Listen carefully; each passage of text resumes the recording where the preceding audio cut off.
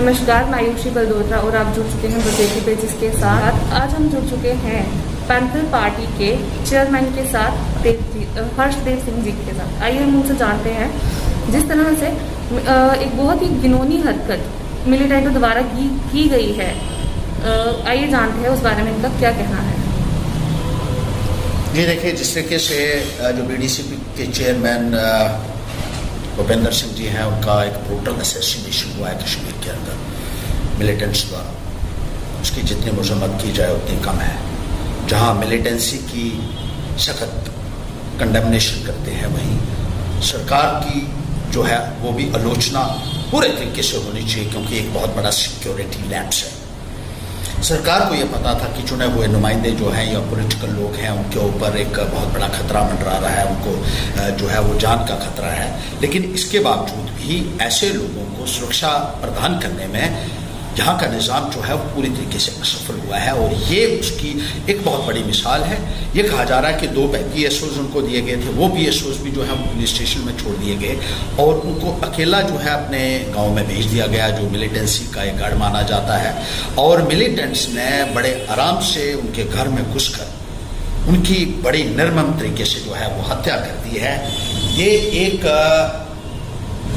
मैं कहता हूँ कि बहुत ही बड़ा एक सिक्योरिटी लैप्स है और एक आई ओपनर है पूरे जम्मू कश्मीर सरकार के लिए भी।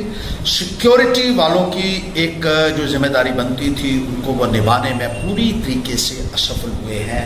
और जम्मू कश्मीर में जिस तरीके से सिक्योरिटी लोगों को मुहैया करवाई जा रही है, पॉलिटिकल कंसिडरेशंस के ऊपर, पॉलिटिकल एफिलिएशन को देखकर सिक्योरिटी कैटेगराइजेशन जम्मू कश्मीर में होती है। क्योंकि जो बीजेपी के छोटे छोटे वर्कर भी हैं, उनको भी 10-10 ये सिक्योरिटी के लोग, ये SPOs PSOs जो है वो दिए गए हैं। गाड़ियां बाकायदा छोटे छोटे वर्करों को भी दी गई हैं, एस्कॉर्ट्स दिए गए हैं। लेकिन जो लोग प्रोमिनेंस में है इस वक्त और जिनके ऊपर खतरा मंडरा रहा है, देखिए BDC का चेयरमैन जो है उसको DC के बराबर का प्रोटोकॉल दिया गया है वारंट ऑफ प्रेसिडेंस में, लेकिन उसको आपने 2 PSO दिए, वो भी पुलिस स्टेशन में बिठा दिए। और बीजेपी के वर्कर्स जो हैं ऐसे भी हैं जो बीजेपी ने खुद खुलासा किया, 10 PSOs जो हैं वो बीजेपी के वर्कर्स को दिए गए, जो ना सरपंच हैं कहीं ना पंच हैं, उनको भी इतने बड़े पैमाने के ऊपर सिक्योरिटी दी हुई है।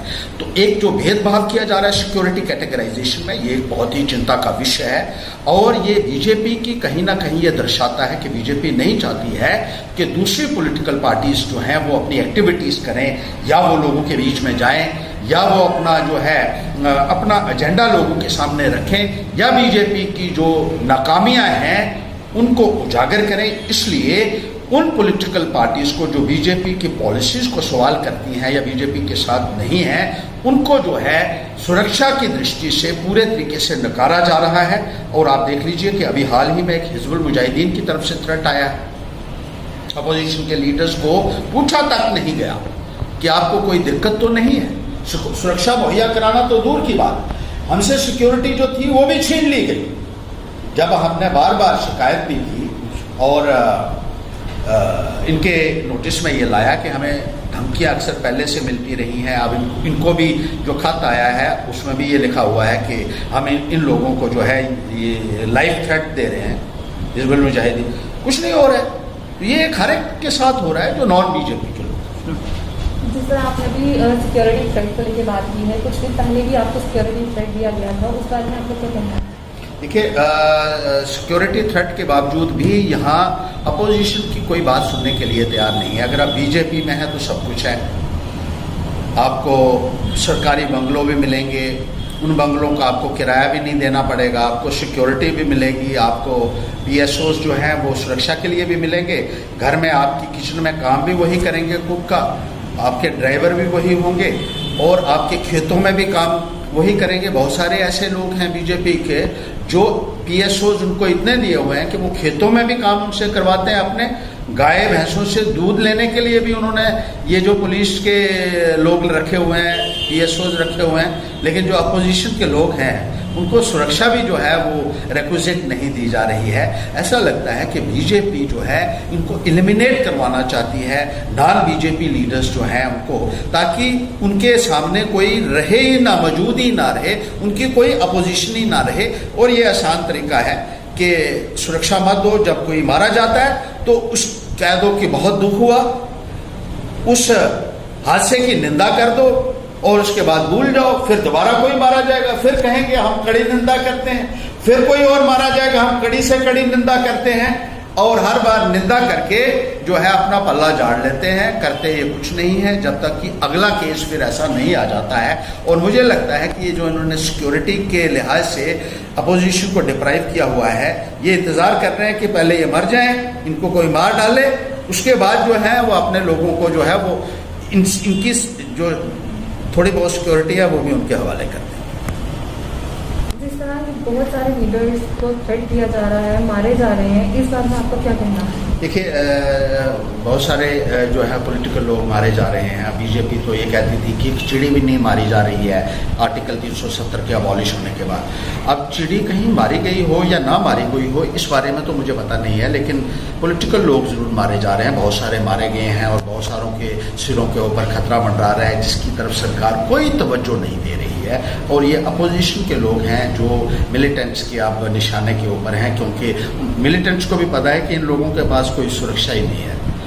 अब जिस तरीके से ये बीडीसी के चेयरमैन ये कहा जा रहा है कि कोई अपोजिशन पार्टी के साथ ये वाबस्ता थे, उनकी सपोर्ट से ये बने थे, जो है इंडिपेंडेंट थे, लेकिन किसी अपोजिशन पार्टी के समर्थन से ये बने थे। सिक्योरिटी प्रोवाइड नहीं हुई है सरकार द्वारा, उस बारे में आपका क्या कहना है? देखिए, एक बहुत बड़ा सवालिया निशान जो है वो सिक्योरिटी अथॉरिटीज़ के ऊपर उठता है, और जिस तरीके से वो इग्नोर कर रहे हैं अपोजिशन के लीडर्स को या जो बीजेपी के साथ जुड़े हुए नहीं हैं उनको, इसके लिए एक जवाब जो है वो देना होगा यहाँ के निज़ाम को, यहाँ के प्रशासन को। और जिस तरीके से बीडीसी के चेयरमैन जो भूपेंद्र सिंह जी को के साथ जो हादसा हुआ है, वो बगैर किसी PSO के वो वहाँ थे, घर में थे, कोई भी नहीं था, कैसे पता और ये भी एक सवाल है, मिलिटेंट्स को कैसे पता चला कि इनके पास कोई सिक्योरिटी नहीं है?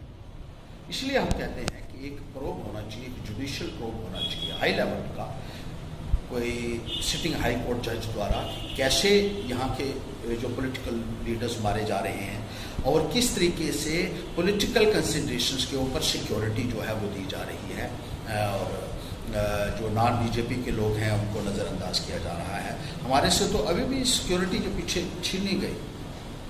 हमने जब बार बार ये कहा कि हमारे को थ्रेट्स हैं, और न केवल मिलिटेंट से हैं बल्कि बीजेपी के लोग भी कहते हैं कि हम मार देंगे, और खुलेआम पब्लिक जलसों में हमने वीडियोस उन पब्लिक मीटिंग्स की जिसमें बीजेपी के लोगों ने कहा था कि हर्षदेव को हम जान से मार डालेंगे। वो वीडियोस भी जो है सिक्योरिटी एजेंसीज को और पुलिस को दी हैं, लेकिन ये मिली भगत से चल रहा है।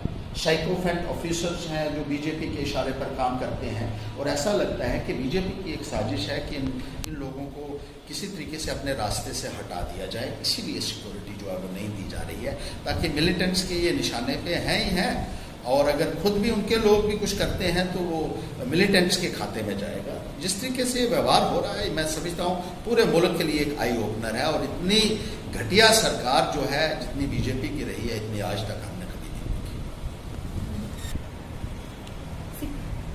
जिस तरह से आपने हर्षदेव सिंह जी का अभी सुना, उसी तरह से सिक्योरिटी को लेकर बहुत ही बड़ा सवाल उठाया जाता है। इनको भी अभी तक सिक्योरिटी वापस नहीं दी गई है। मुझे दीजिए इजाज़त, मैं आयुषी बलडोत्रा, JK पेजेस के साथ। धन्यवाद।